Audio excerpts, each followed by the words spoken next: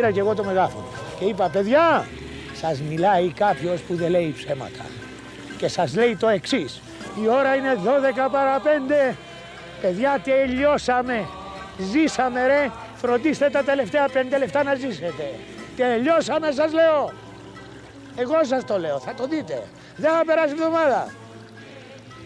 Και να λυσάξουνε με τα πυρά, γιατί βέβαια όταν λες ότι τελειώνουνε δεν έχει καμία όρεξη ο άλλος να πάει να σκοτωθεί.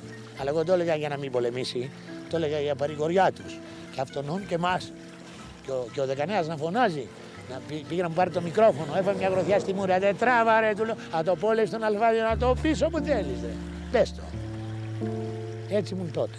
Γι' αυτό είμαι εδώ σήμερα. Τελειώσαμε. Ζήσαμε. 5 λεπτά μένουν ακόμα. Μια εβδομάδα. Πράγματι έτσι ήταν.